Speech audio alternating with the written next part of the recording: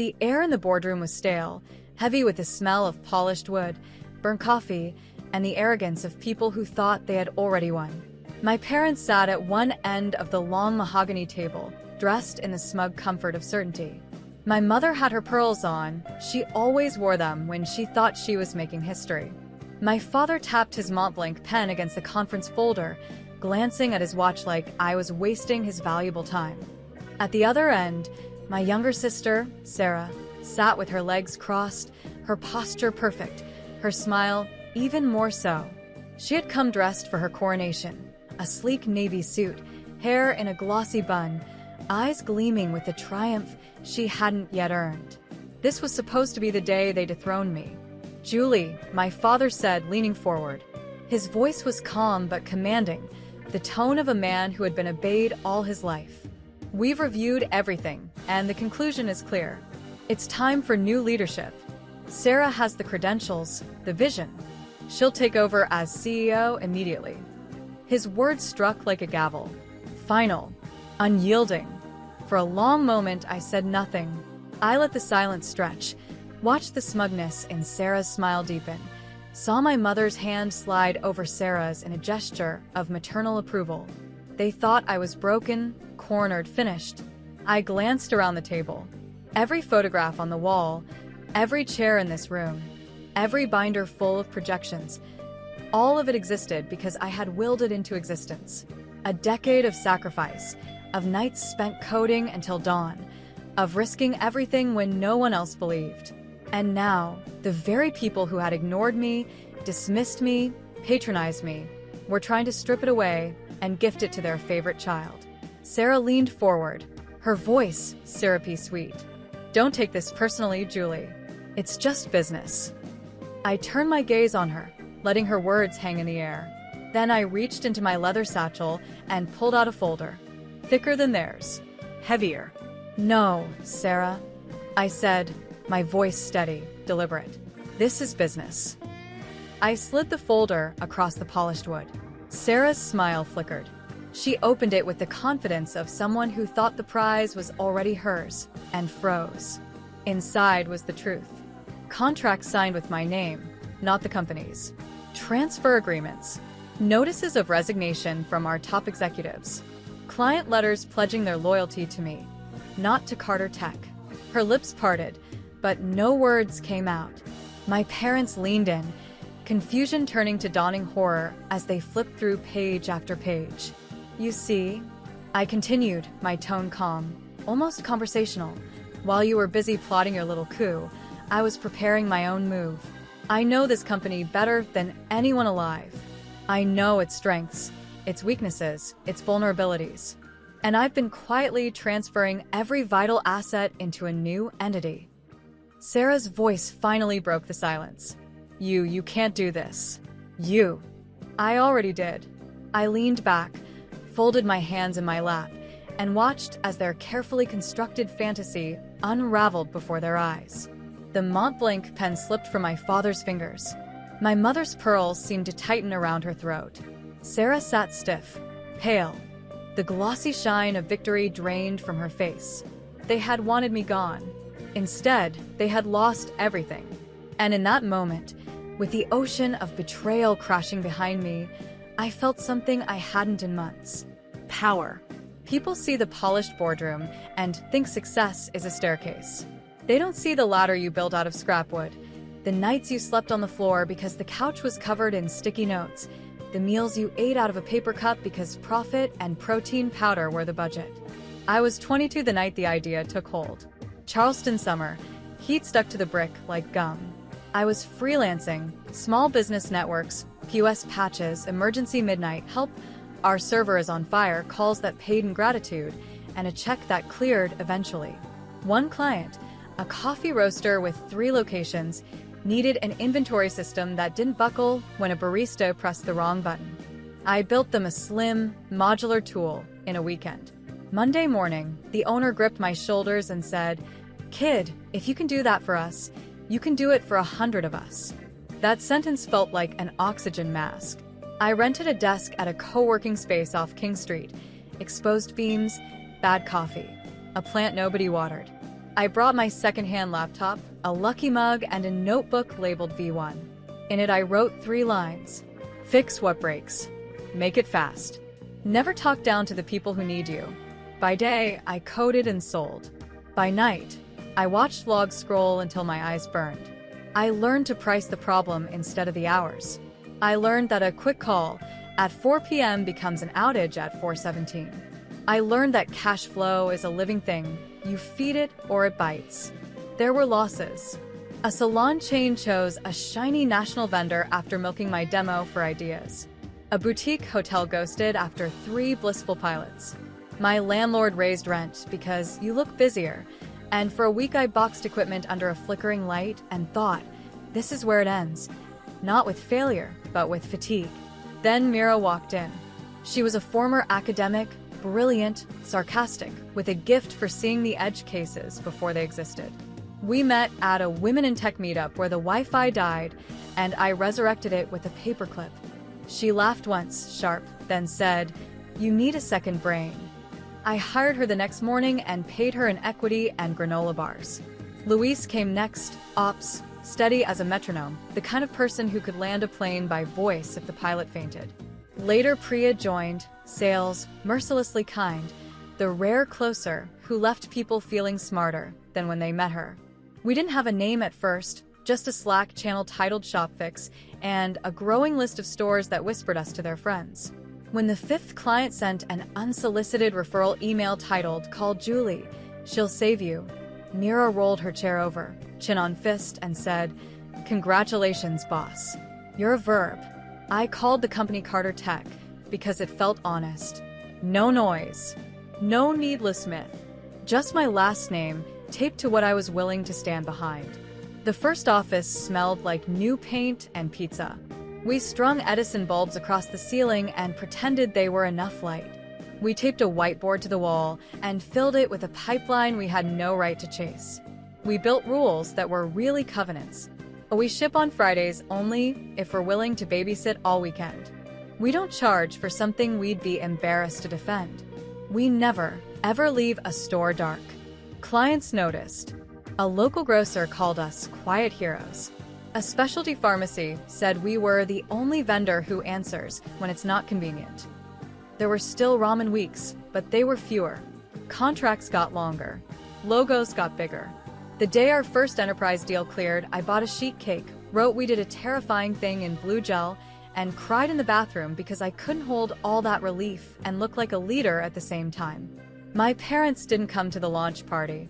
They said they were not big on tech stuff. At Thanksgiving, my mom introduced me to a neighbor as our computer girl, and then, in the same breath, called my sister Sarah, our future CEO. She's at a top business school, you know. I smiled. I had code to ship. Approval could wait. Growth changes gravity. We went from 5 to 15 to 20 people. I learned to interview without falling in love with potential. I learned to fire slowly and kindly. I learned that every success breeds the next risk. Bigger clients, deeper integrations, sharper knives. There were nights the office windows turned into mirrors, and I saw the truth reflected back. I was alone in a way that wasn't loneliness. It was stewardship. If something broke, it was my fault whether or not I touched it. If we won, the team deserved the spotlight and I deserved sleep. Then the awards started. A local business journal called me founder to watch. A regional investor, someone who'd once told me to find a male co-founder for optics, emailed to grab coffee, catch up. I didn't reply. I wasn't building to be seen. I was building to be useful. And yet, I craved one kind of seeing. The kind that sounded like, "We are proud of you, Julie."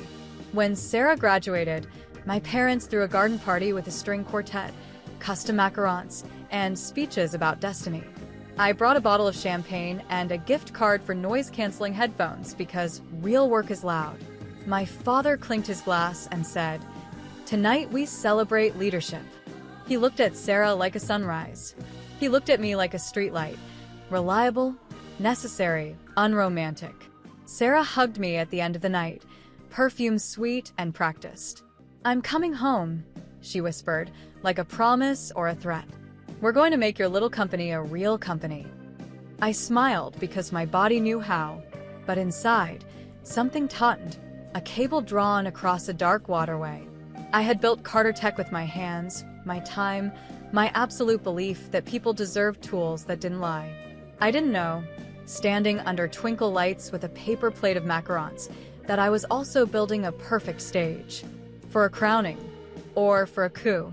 And the audience, my family, already knew which show they preferred.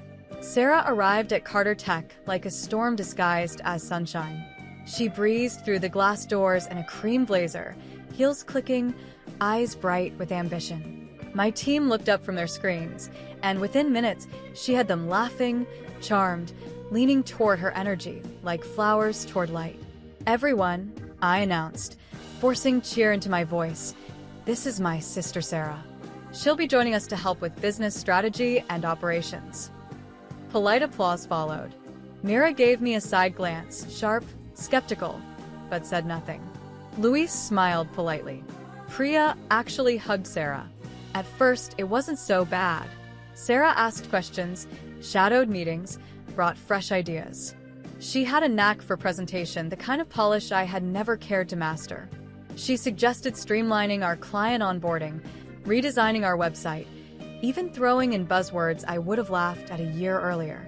And, to my surprise, a few of her ideas worked. For a brief, fragile moment, I thought, maybe this could be good.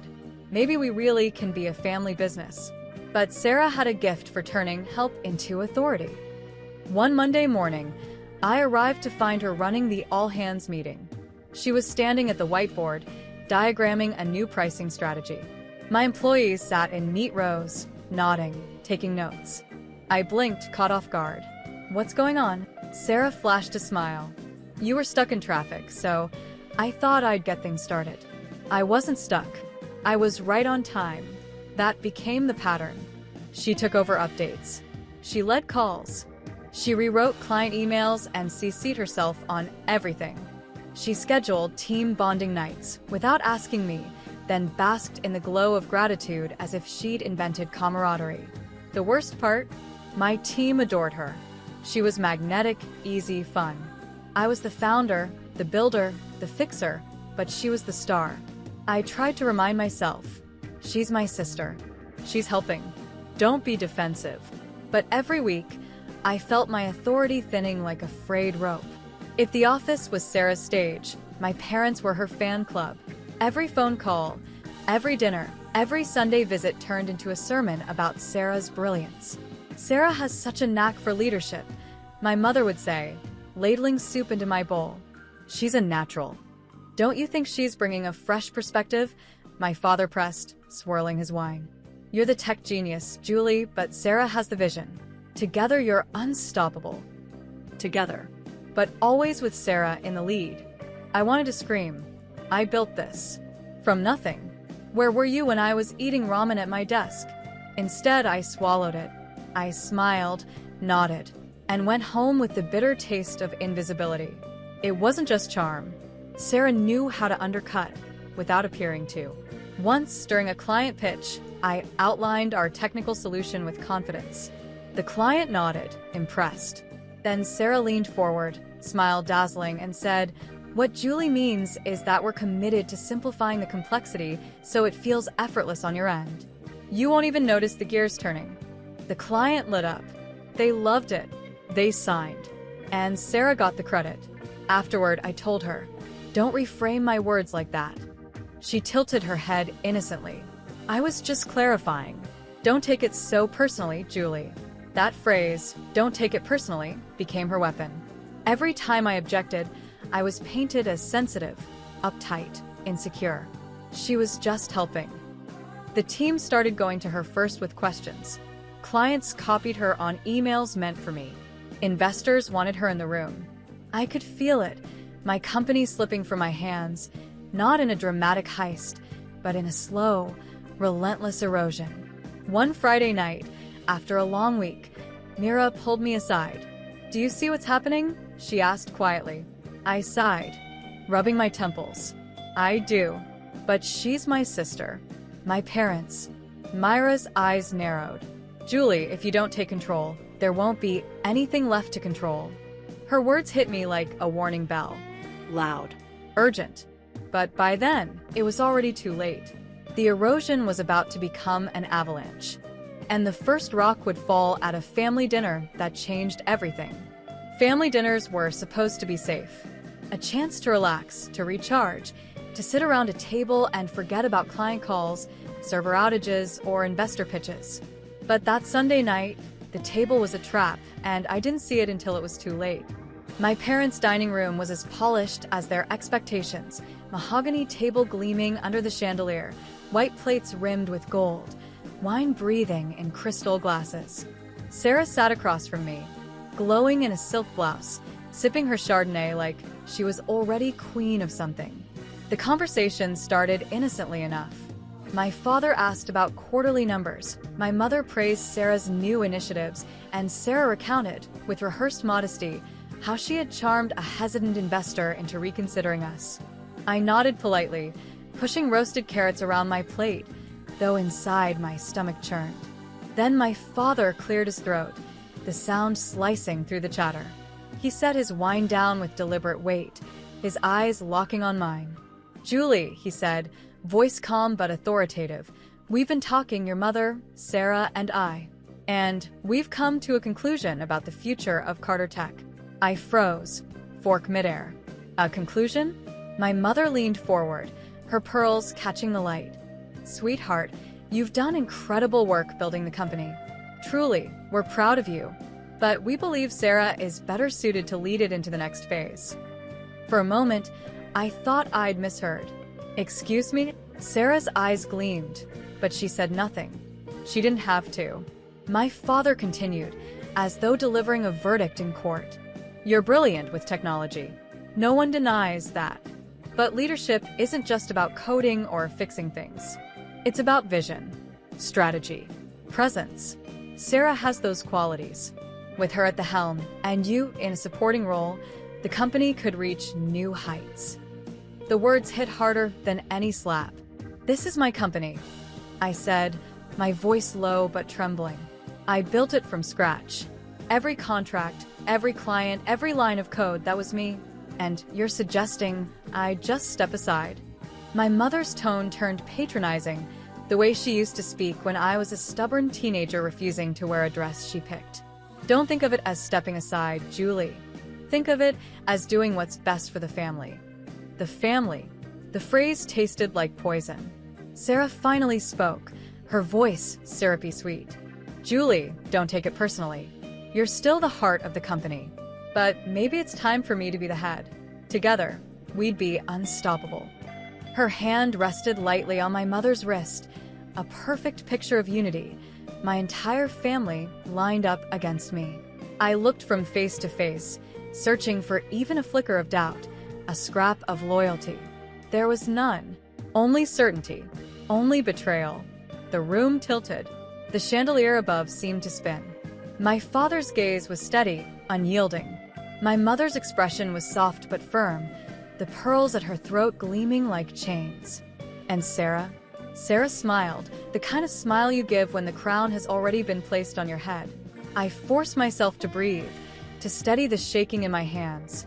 "And what exactly is my role in this grand plan?" My father folded his hands.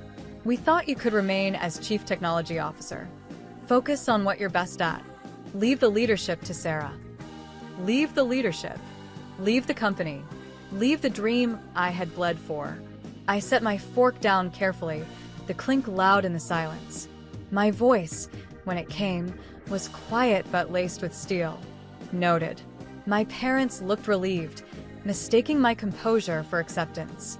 Sarah's smile widened, but inside, something cold and sharp unfurled in me. That was the night I realized my family didn't just undervalue me. They were willing to erase me.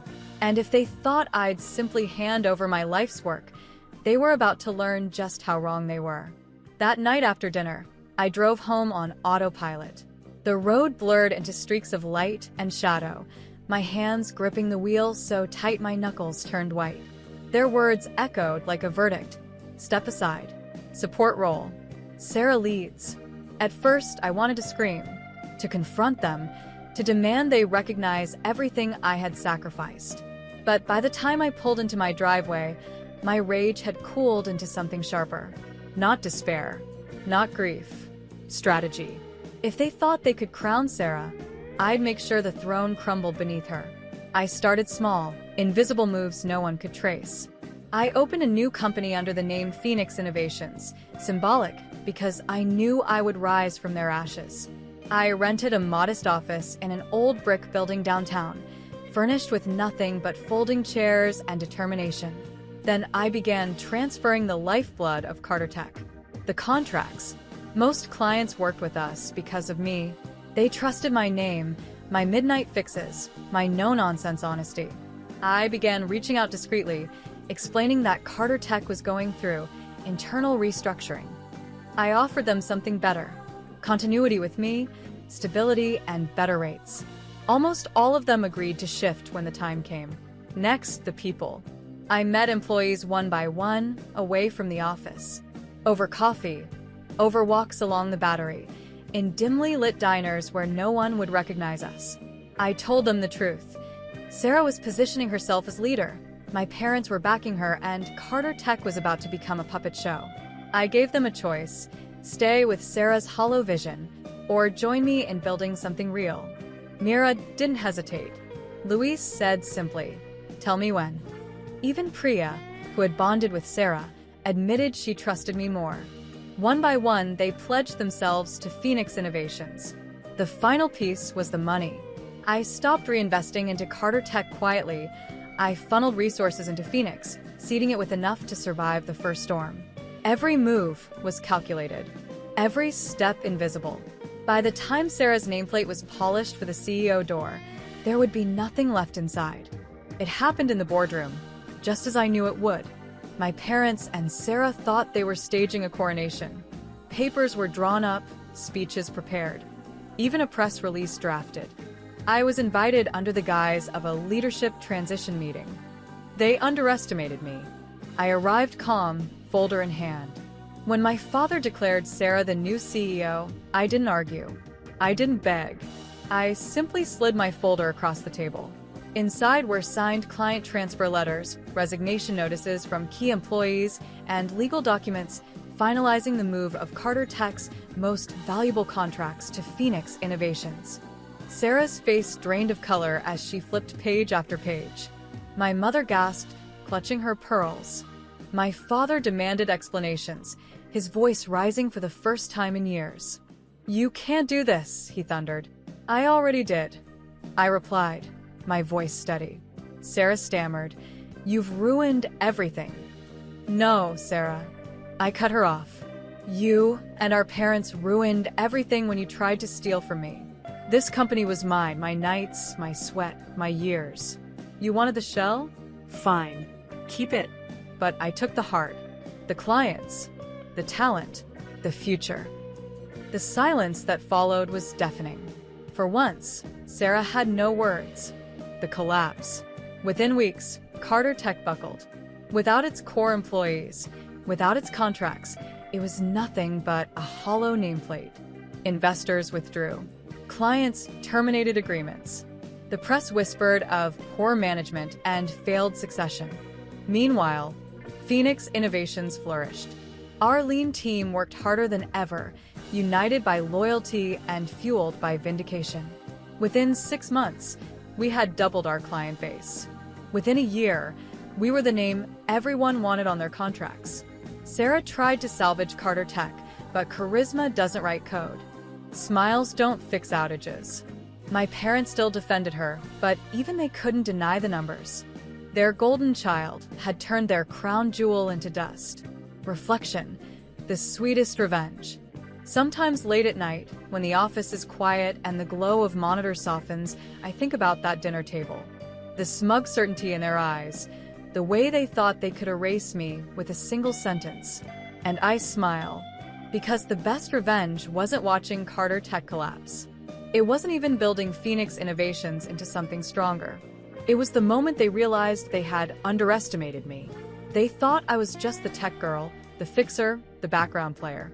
They thought Sarah's charm and their favoritism could override a decade of grit. But they forgot one thing. I built the system. I knew every weakness, every line of code, every contract clause. They played checkers. I played chess. And I won. I don't see my family much anymore. Holidays are awkward, phone calls rare.